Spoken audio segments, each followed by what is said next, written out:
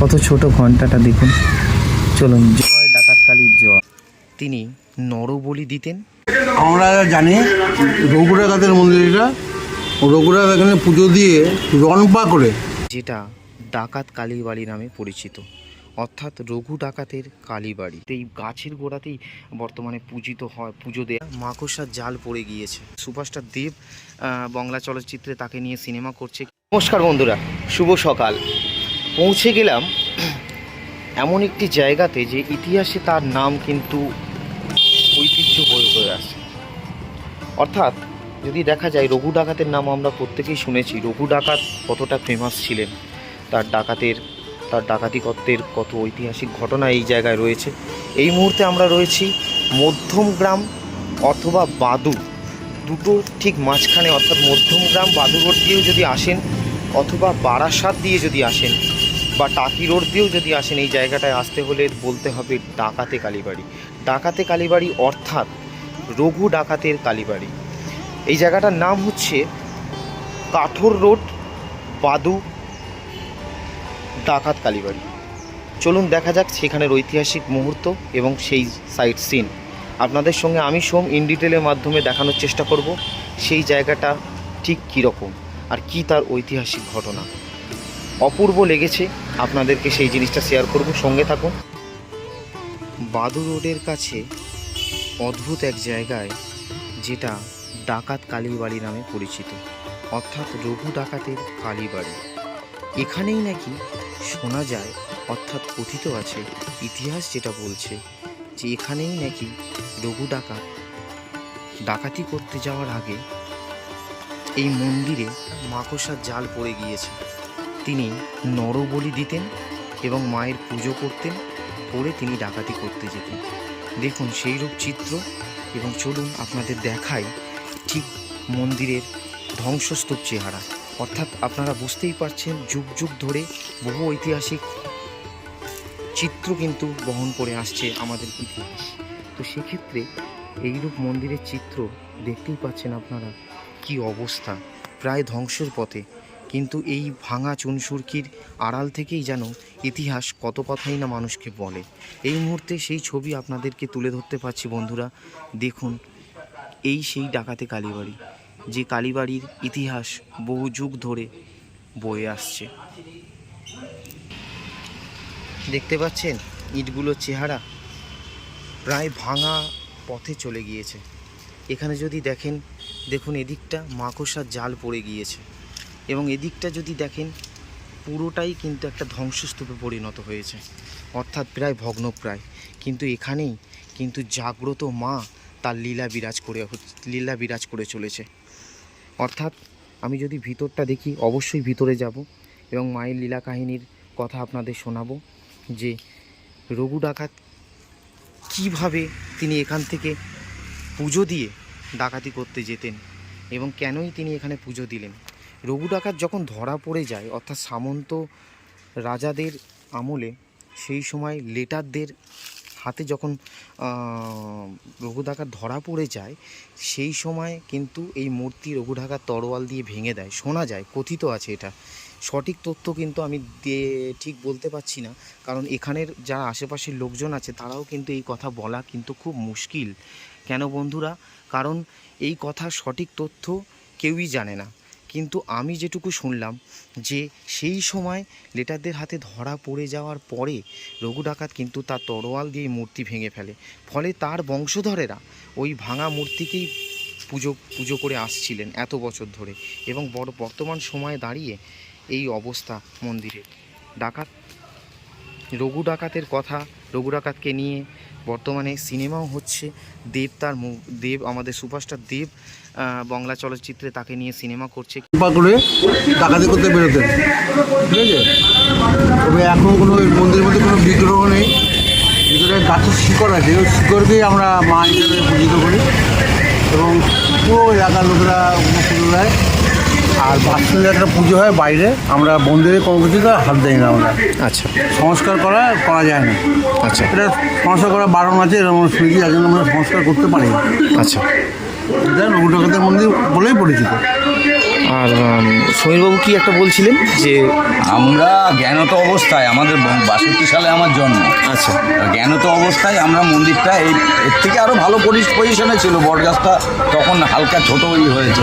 আচ্ছা কিন্তু আমরা মানে এই মন্দিরে যেরকম আছে ওই রকমই আগাগোড়াই দেখে আসছি। হ্যাঁ, না রনপা থেকে যে বলছিলেন না যে আধা না, কিলোমিটার ও যেটা বলেছে আমি এটা এই যে অনেকে বলে যে 400 বছর ডাকাতি করতে বেরোতে আচ্ছা এখানে পুজো দিয়ে ডাকাতি করতে এবং এটা পুরোটাই জঙ্গলই ছিল প্রায় আধা যার জন্য এর নাম কাঁচা ছিল। হ্যাঁ যার জন্য এই রাস্তা এই কাঁচা ছিল, এই রাস্তায় লোক চলাচল খুব কম ছিল, মানে কি 1% কি 2% সারাদিনে। আচ্ছা যার জন্য এই মন্দিরের নাম আর একটা নাম হচ্ছে বনকালীতলা। বনকালীতলা, হ্যাঁ এক্স্যাক্ট। বনের মধ্যে বলেই বনকালীতলা। আচ্ছা ধন্যবাদ আপনাদের সকলকে, দুজনকেই অনেক অনেক ধন্যবাদ। ভালো থাকবেন সঠিক তথ্য দেওয়ার জন্য। আপনারা দেখলেন যে সঠিক তথ্য ঠিক এটাই, স্থানীয় বাসিন্দাদের মুখ থেকে শুনলেন। এই মুহূর্তে সঙ্গে সঙ্গে ইন্ডিটেলের সাথে দেখতে থাকুন, সঙ্গে থাকুন। কিন্তু এই ঐতিহাসিক জায়গা বারাসাতের বুকে রয়েছে। আমার এখানে একটা মন্দির স্থাপন করেছে লোকাল স্থানীয়রা। সেখানে শিবের মন্দির, শিব ঠাকুরকে পূজিত করা হয় ডেলি, এবং শিবের একটি মন্দির করা হয়েছে এখানে, দেখতে পাবেন সেই মন্দির। এই দৃশ্য আপনাদেরকে দেখাচ্ছি। এখানে শিবের অপরূপ এক ভোলা বাবার মূর্তি রাখা হয়েছে, এবং এখানে ডেলি নিত্য পুজো হয় এখানে। আর যদি বলি এর মাহাত্ম্যর কথা, তাহলে চলুন দেখা যাক। ভারতবর্ষের ইতিহাস কতই না বৈচিত্র্য, তাই না? দেখেই বোঝা যাচ্ছে যে কত পুরনো হতে পারে।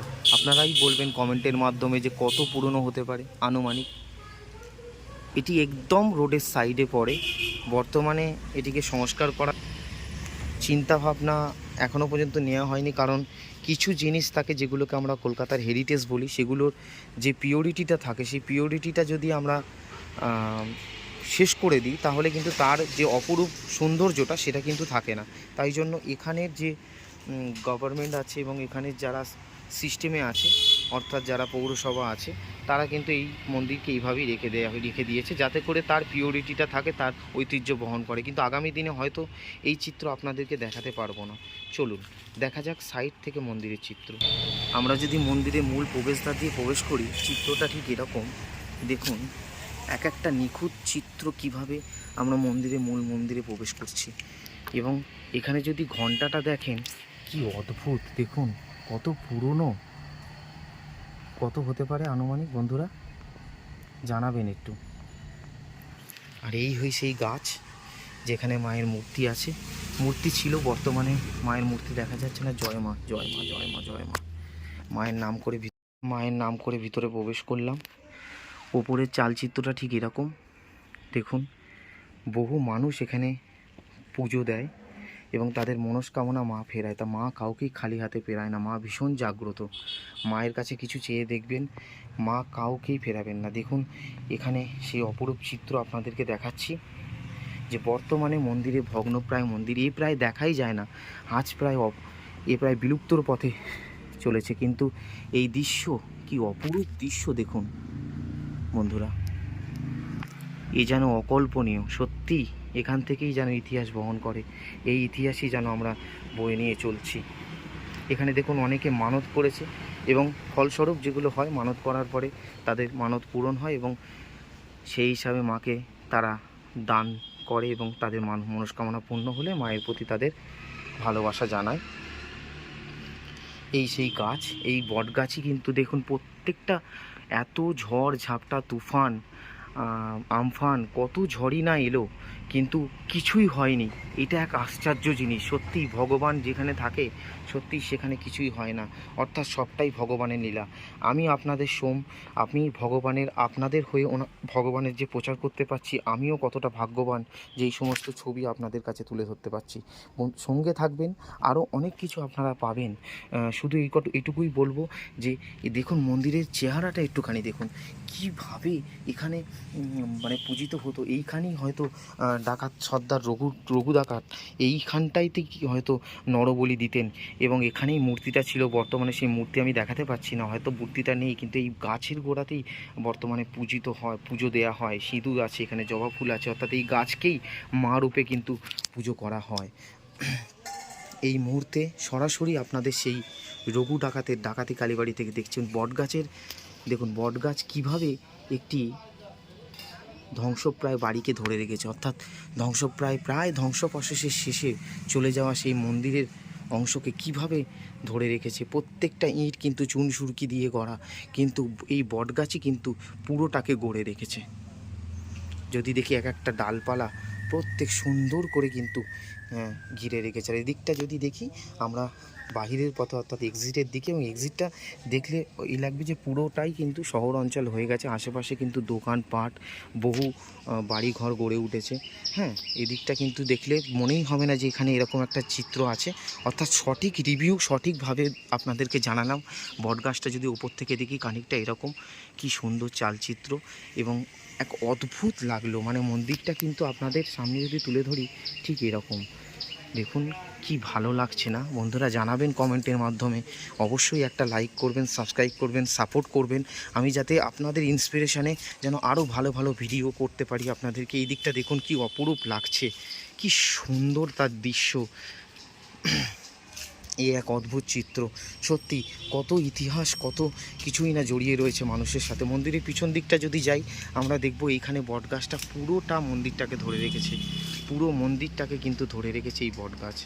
এবং এদিক থেকে যদি দেখাই যে ঠিক এইরূপ এক চিত্র কিন্তু পুরো মন্দির ঘিরে রয়েছে।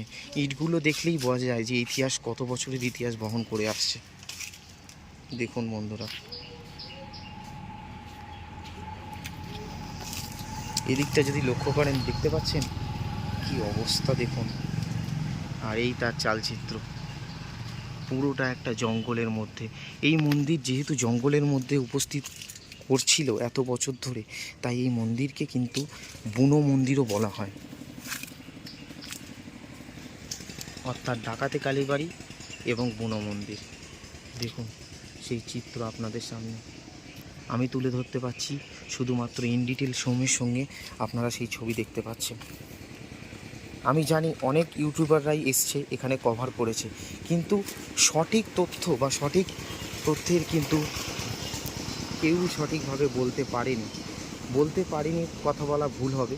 অর্থাৎ স্থানীয়রাও কিন্তু সঠিক নয়, তারা ধোঁয়াশায় আছে। কারণ এই ইতিহাস কতদিনের ইতিহাস, ঠিক কত বছর ধরে ইতিহাস বহন করে আসছে, বা ঠিক অনেকে বলে 300-400 বছরের, কিন্তু আদৌ এখানে আমি লোকাল লোকজনের সাথে কথা বললাম, তারাও কিন্তু এক্স্যাক্ট বলতে পারছে না যে ঠিক কত বছরের। অর্থাৎ তারাও এখানে নতুন এসছে।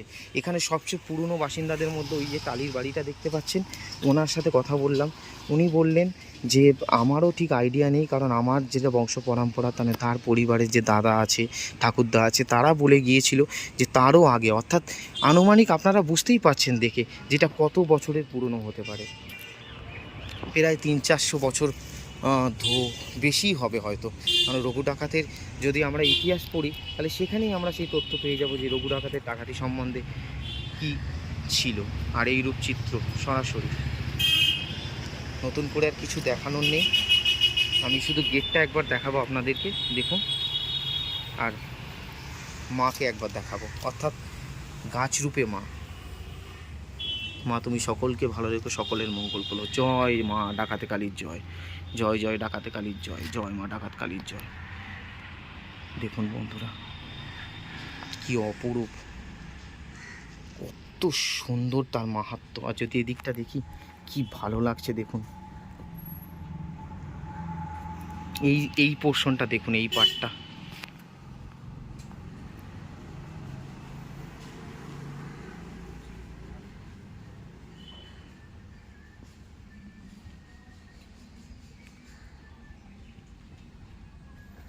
চলো বন্ধুরা আমরা বেরোই, এবার এক্সিট করি। এদিকটা মানে সেরমভাবে পূজিত হয় না, কালী পুজোর দিন পুজো করা হয়, এবং এখানে নরবলি বা কোনো বলি চড়ানো এখন বর্তমানে বন্ধ আছে।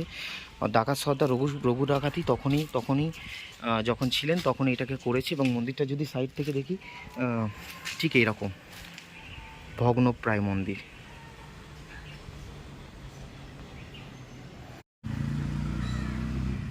কত ছোট ঘন্টাটা দেখুন।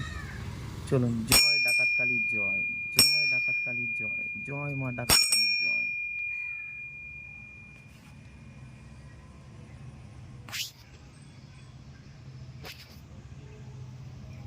এই মুহূর্তে ডাকাতে কালীবাড়ি থেকে দুজন প্রতিবেশীকে পেয়েছি। এখানে স্থানীয় বাসিন্দা, একজন সমীর বাগচি, একজন তাপস কুমার সরকার। ওনাদের মুখ থেকে শুনে নেব ঠিক কি ঘটনা এই মন্দিরে। বলুন।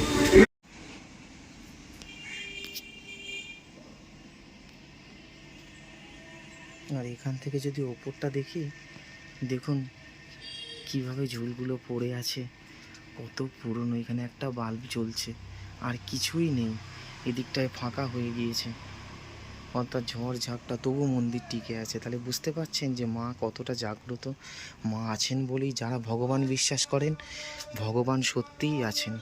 ভগবান না থাকলে এসবের জিনিসের ধরন পেতাম না, পাওয়াও যায় না। কি বলেন বন্ধুরা? আমরা জানি রঘুরাঘাতের মন্দিরটা, রঘুরাঘাত এখানে পুজো দিয়ে রনপা করে, মানে বাসের রন। চলুন সরাসরি সোমের সাথে বারাসাত থেকে আপনাদের দেখাতে পারলাম রঘু ডাকাতের ডাকাতি কালীবাড়ি। সঙ্গে থাকবেন, ভালো থাকবেন।